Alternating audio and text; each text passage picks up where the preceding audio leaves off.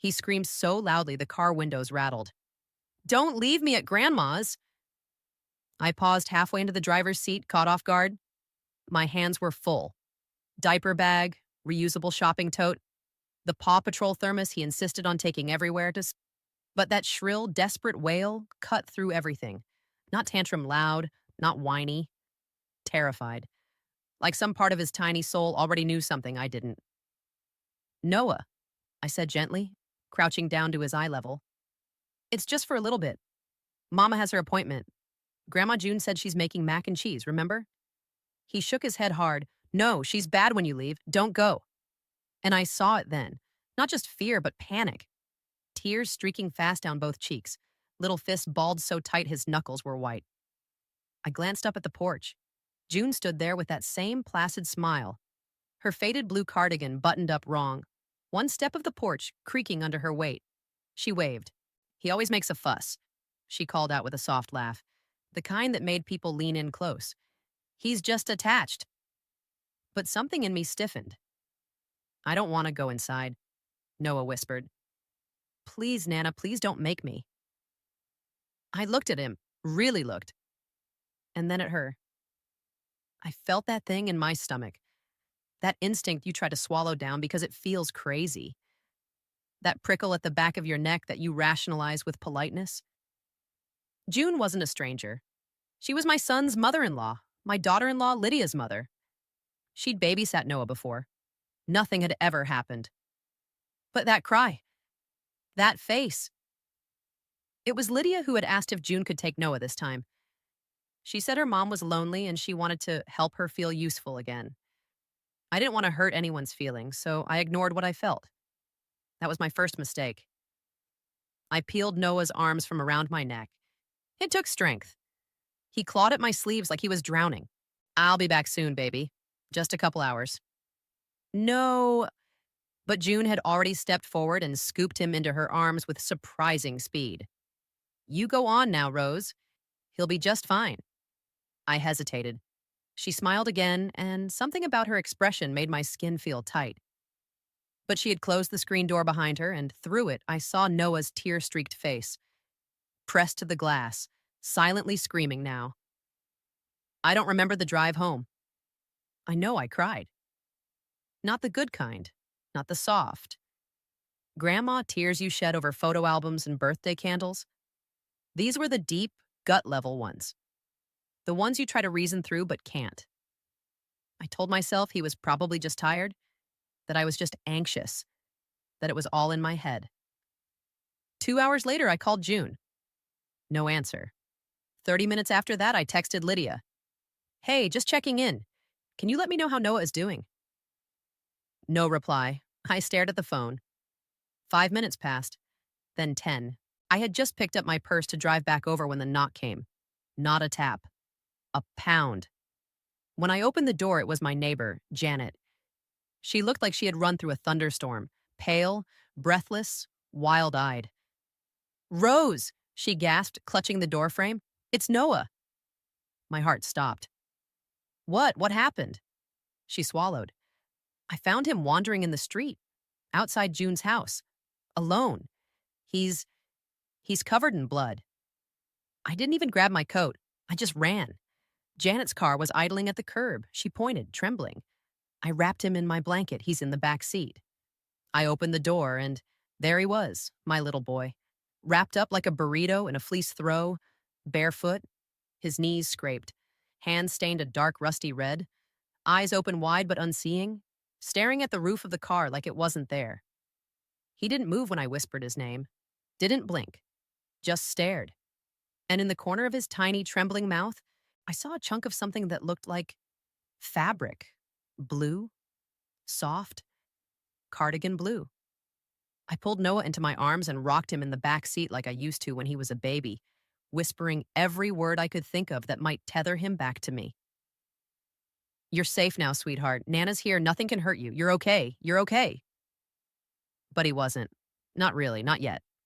The emergency room was cold and too white, with buzzing fluorescent lights that made my teeth ache. A nurse tried to take him from me, but Noah screamed. Not cried. Screamed. Full body. Primal. Like an animal caught in a trap. his hands locked around my neck, his little fists so tight in my cardigan I thought he might tear it at the seams. "I've got him," I said hoarsely. "Just let me hold him." Eventually, they let me stay in the room while they examined him. A gentle pediatrician named Dr. Randall crouching down and speaking in the softest voice I'd ever heard from a man that size. "Noah," he said, smiling at my grandson like they were old friends. "Can you show me where it hurts?"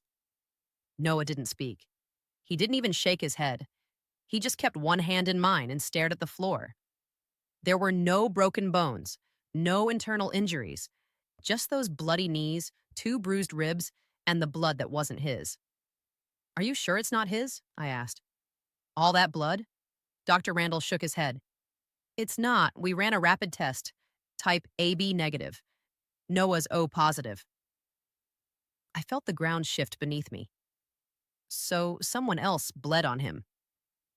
"Not just on him," the doctor said carefully. "There were traces in his mouth, under his fingernails, on his tongue. He wasn't just near it. He was in it."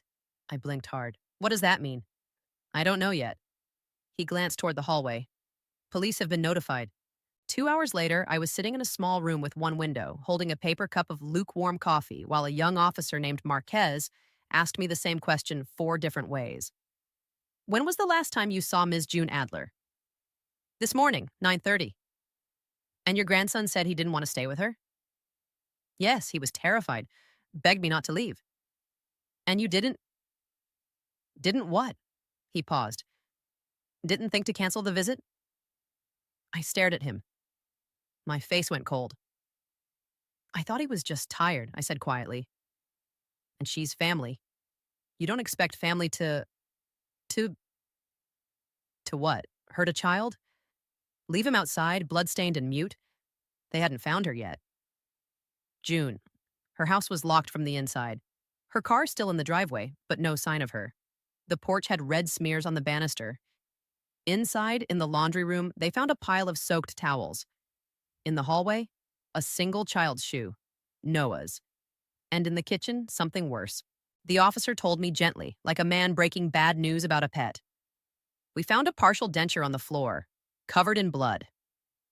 My breath caught. "Denture? She wears one, her upper set." He nodded grimly. "Well, we have it now, along with several blood samples." "Have you found her?" I asked. "Is she—" "No." His voice turned quiet. "But given the amount of blood and the state of the house, we're treating this as a potential homicide." The word hit me like a slap. Homicide. I couldn't think, couldn't breathe. "What about Noah?" I whispered. "Did he see something?" "We don't know." The officer rubbed his forehead. "He's not talking. But we've got child psychologists en route. Right now, the only thing he says is—" He stopped. "Tell me." He looked me in the eye. "All he says is, she told me not to." They let us go home just after midnight. Noah hadn't spoken since that sentence. He clung to me like a shadow. When I undressed him for bed, I found something balled up in the pocket of his shorts. I opened it slowly. It was a scrap of fabric, soft blue, frayed at one end, a piece of June's cardigan, and smeared across it, not blood. Lipstick, red, faintly rose-scented. That scent hit me like a memory. Because June didn't wear lipstick. Not since her stroke last year, but someone had. And suddenly something in me cracked open. Because I'd seen that color before. Not on June, but on someone else. A woman who smiled just like her mother, and who hadn't answered a single one of my texts that day. I didn't sleep that night. Noah curled up in my bed like a kitten, wrapped around the pillow I had pressed to his chest. His body trembled every now and then, even in sleep. A twitch, a small cry, a whimper so soft I felt it more than heard it. I just watched him. Watched the rise and fall of his tiny ribcage, the dried blood under his fingernails that I hadn't been able to scrub away without him flinching. I'd cleaned everything else. Washed his face, combed his hair, brushed his teeth. But that blood, someone else's, still lived under his nails. It was 3 a.m. when I pulled out my phone and texted Lydia. "Call me, now." No reply. I tried her again, twice. Then I called Jason, my son, her husband. Voicemail. So I drove. I didn't even put on proper shoes. Just shoved my feet into house slippers, pulled on my coat, and wrapped Noah in his blanket, asleep, still dreaming whatever quiet nightmares had carved themselves into him. I put him in the car seat and whispered, "We're just gonna see Mama, baby, just to see." They lived 10 minutes away in a condo complex that always looked too polished, too perfect. Jason made good money in software sales. Lydia styled herself like a magazine wife, always just a little too done up for preschool pickup. That red lipstick. I'd seen it last week. She wore it to brunch. Said it was vintage rose number 7. I remember because I laughed. Rose, I said. Must be fate. Now the name made my stomach lurch. I parked, sat there with the engine off, watched the light in their upstairs bathroom glow like a warning. Then I climbed out and walked to the door. Knocked once. Waited. Nothing. Then the curtain shifted. I saw the silhouette. Just for a second. A woman's face. Pale. Still. Watching. I knocked again. Lydia, I said, I know you're awake. Nothing. Lydia, I need to talk to you now. A beat. Then the door creaked open, just a crack. Her face emerged in the gap. No makeup, no smile, no apology. Rose, she said, voice cold. It's late. I pushed the door open wider. Where were you today? She blinked. What? I stepped inside. I asked you where you were today, at noon, at 3, at 5. She crossed her arms. At work. Don't lie to me. I'm not lying. Then explain this. I pulled the scrap of fabric from my pocket. Noah had this in his shorts. A piece of June's cardigan, with your lipstick on it. Her expression didn't change. No gasp, no shock, no denial, just stillness. Then she said, "You need to leave." I stepped closer. Where is she? Excuse me? Your mother. Where is she, Lydia? She was supposed to watch Noah. She did watch him. Until something happened. Until he came home covered in blood. A flicker of something passed over her face. Not guilt, not fear. Relief. I see, she said softly. So they haven't found her yet. My breath caught. What do you mean yet? She looked me square in the face and whispered, she wouldn't stop. The room fell silent. What? I asked, my voice shaking. She wouldn't stop, Lydia said again. With him, with us, with me. She sat down on the edge of the sofa, one hand pressed against her temple. Her voice dropped lower. She used to call me every day, ask why I didn't do things like you did, why I didn't cook like you, why I didn't raise Noah like you raised Jason. She hated that I worked. She hated that I was tired. She said I was a bad mother. I felt cold. Lydia, I said, what did you do? She looked up at me then, eyes glassy, voice flat. I went there to talk to her, just talk. But she said something about taking Noah permanently. Said she'd already spoken to Jason, that she was going to talk to a lawyer. Said I didn't deserve to be a mother. A pause. She slapped me. I swallowed hard. And then I slapped her back. Another pause. And she fell. She hit her head on the countertop. The silence in that room was unbearable. She started bleeding, a lot. I panicked. I couldn't breathe. You left? I asked. I panicked, Rose. And Noah? I didn't know he was there. I didn't see him. I thought he was in the backyard. I didn't know he saw. I didn't know he followed me inside. I ran. Jesus Christ, I whispered. She started crying then, hands covering her face, the perfect facade finally cracking. She wasn't supposed to die, she sobbed. I just wanted her to leave me alone. And then from the hallway, a small sound. Noah, barefoot, blanket dragging behind him, standing silently at the foot of the stairs. He looked at his mother, and for the first time since that day, he spoke. You told me not to tell. Lydia froze. Tears stopped midstream. Noah looked at me. Mama said if I told she'd go away forever. I walked to him, kneeling. gathering his small body into my arms. No one's going away, baby, I whispered. Not you. Not me. And behind me, Lydia sobbed into her hands like the world was ending. Because maybe for her, it was. The next day, everything burned. Not with fire, no, that would have been too easy. Fire's fast. Fire's clean. This was slower. Police cars lined the curb outside Lydia's house just before dawn. I'd called them myself. I wasn't proud of it, but I wasn't ashamed either. There's a moment in life, a final line, when you realize you can no longer shield the people you love from the truth. You can only walk through it with them. Jason arrived 20 minutes later, hair uncombed, shirt half buttoned. He looked at me like I'd been the one who detonated the bomb. What the hell is going on, Mom? Ask your wife, I said, my voice quiet. She's inside. He tried to push past the officers, but they stopped him. Sir, we need to speak with your wife first. She didn't do anything. He snapped, spinning toward me. This is insane. This is just Mom blowing things out of proportion again.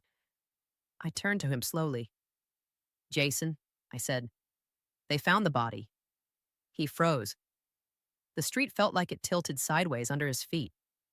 No, he whispered. She's gone. Your mother-in-law is dead.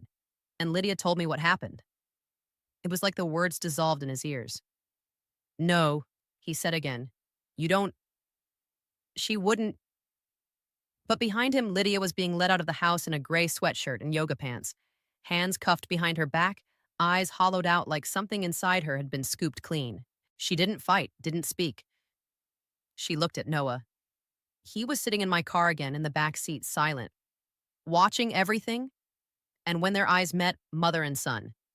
He turned his face to the window. Jason ran toward her. Lydia, what is this? Tell them it's a mistake. She didn't even blink. She walked past him without a word. The officers placed her in the back of a cruiser, and within seconds, she was gone. Jason stood there on the lawn, staring at the patch of concrete where the cruiser had been. What the hell just happened? He whispered. I didn't answer. I just took his arm. And for the first time since he was a boy, Jason let me guide him inside like he couldn't walk on his own. Noah didn't ask about his mother for 2 days. He drew pictures in silence. Thick crayon strokes on white paper, always in red and blue. One day it was a house on fire. The next, a stick figure in a field, face scribbled out. When I tucked him in the third night, he finally asked, Nana, is Mama going to jail? I froze. My hands were smoothing the blanket over his chest. I didn't lie. I don't know, sweetheart. Maybe. He looked up at the ceiling. Because of Grandma? Yes. A pause. Is she still mad at me? I sat beside him, brushing his hair from his eyes. No, baby, she's not mad at you. She said it was my fault, he whispered. She said I always tell. I bit the inside of my cheek until I tasted blood. Noah, nothing that happened is your fault. You're a brave boy, the bravest I've ever known. He rolled onto his side, and then he asked the question I'd been dreading. Can I still love her? I didn't answer at first. Not because I didn't have words, but because I wasn't sure which ones were the right ones. Yes, I said finally. You can still love her. Even if she's bad? She's not bad, I whispered. She just made a bad choice, a terrible one. But you can still love her and still know it was wrong. His eyes fluttered closed, and I sat with him until his breathing slowed. And then I went into the living room and cried harder than I have in years. Jason came to stay at my house that week. He slept on the couch, ate one meal a day, if that. Looked like a man lost in someone else's nightmare. She never said anything. He kept murmuring. She never said she was overwhelmed. She never said she was, God, I didn't see it, Mom. I didn't see any of it. I sat beside him, hand on his back, not trying to solve it, just witnessing it. You wanted to believe she was okay, I said gently. That's not blindness, that's love. But now you have to choose a different kind of love. He looked at me, eyes glassy. For Noah. He nodded. I don't know how. We'll learn, I said. Together. That Friday, Lydia was formally charged with voluntary manslaughter. She claimed it was an accident. That June fell. That she didn't mean to leave her. That she just panicked. But the prosecution said she failed to render aid. That she left a woman bleeding out on the floor. That she scrubbed her hands in the sink and drove away. The DA didn't care about lipstick, or cardigans, or childhood grudges. They had blood. They had text messages. They had motive. They also had one more thing. A witness, Noah, only 5 years old. But he remembered more than we thought. They called it a closed session. No press, no jury, just a judge, 2 lawyers, a psychologist, and a little boy sitting on a soft blue chair too big for his small frame. Noah. He wore a button-up shirt I ironed myself and the same shoes we'd bought together for his preschool graduation. He was holding my hand so tightly that I lost feeling in my fingers. I don't want to talk, he whispered. You don't have to say everything, I told him gently. Just the part you remember, the part you're ready to share. He nodded once, slow. Will Mama be mad? I knelt down in front of him. She might be upset, but that doesn't mean you did anything wrong. He looked me straight in the eye. Even if I say what she told me not to? Yes, I whispered. Even then. Especially then. They brought Lydia in through the side door. She looked so different in that courtroom. Pale, thinner, lips bare of color. But when she saw Noah, something in her face softened. I watched her eyes fill with tears. She mouthed his name. And for a moment, just one, I saw the mother she used to be. Or maybe the one she wanted to be. The one she almost was. But Noah looked away. He held tighter to my hand. The psychologist asked him simple things at first. His name, his age, what his favorite cartoon was. He answered quietly but clearly. He was doing well. Then came the question. Noah, do you remember the day you were with Grandma June? He nodded. Can you tell us what happened? Noah paused. His little hands gripped the arms of the chair, the knuckles pale. She was yelling, he said. Mama and Grandma, loud. The judge leaned forward. No one moved. Even Lydia had stopped breathing. They were in the kitchen, Noah whispered. I was on the couch. I was watching shows. And then, the psychologist prompted gently. I heard a bang, like when a book falls down. I got scared. I went in the kitchen. He looked at me. I gave the smallest nod. I saw Grandma on the floor. There was blood. No one spoke. Noah's voice got smaller. Mama said not to come in, but I did. I saw her try to pull Grandma. She was crying. But then she saw me and got mad. What did she say? The psychologist asked. She said, don't tell anyone, Noah. If you tell, they'll take me away forever. He looked at Lydia then. She was crying openly now. She said it's not my fault, but I had to be quiet. And were you? The psychologist asked softly. He nodded. Until Nana came. Then I wasn't quiet anymore. Silence stretched long and heavy. The judge finally nodded and said, Thank you, Noah. You've been very brave. But Noah turned to Lydia and said one more thing, a whisper that shook the whole room. I love you, Mama. But you made it really hard. Lydia bowed her head and didn't lift it again. That night, Noah slept between me and Jason in the same bed he used to nap in as a baby. One of us on each side, breathing in sync like 2 guards flanking a small, tired king. And in the dark, Jason whispered, I should have protected him. So should I said. Jason turned his face toward the ceiling. You did. No, not soon enough. But you did. We lay in silence for a long time. Do you think she'll go to prison? He asked finally. I didn't answer. I didn't know. The system is strange with these things. Sometimes they punish. Sometimes they try to help. Sometimes they do both. But nothing would undo the harm. Nothing would put that little boy's soul back together exactly the way it had been. But we'd try. We had to try. The verdict came a month later. 5 years with possibility of parole in 2, reduced from a higher charge due to psychological stress and lack of intent. The court called it a tragedy without villains, but I disagreed. There were no monsters, no evil masterminds, but there was a choice. Lydia made it, and Noah lived with it. We all did. This is the final part. That spring, Noah started sleeping through the night again. We planted a garden in my backyard. Tomatoes, basil, sunflowers. He named one of them June, because she used to sit by the window and say she liked yellow best, he said one morning. I nodded. We didn't speak much about Lydia after that, not because we forgot, but because sometimes love is quiet. Sometimes forgiveness is choosing to build something new. Jason moved back in, started therapy. He read parenting books at night, and sometimes I'd catch him crying over old pictures when he thought no one was looking.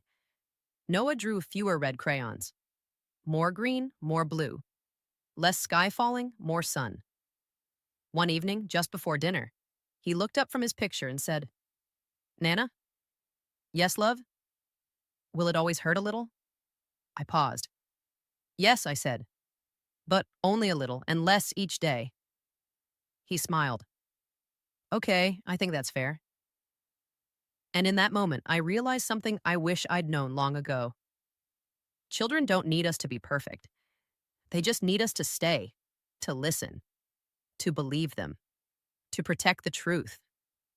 Even when it breaks your heart. And to anyone reading this who's ever ignored a gut feeling or stayed silent when something didn't feel right, I beg you, don't. Listen to the scream. Even if it sounds like a tantrum, even if it makes no sense, especially if it makes no sense, because sometimes that scream is a whisper from the future. And sometimes if you listen in time, you save everything that matters.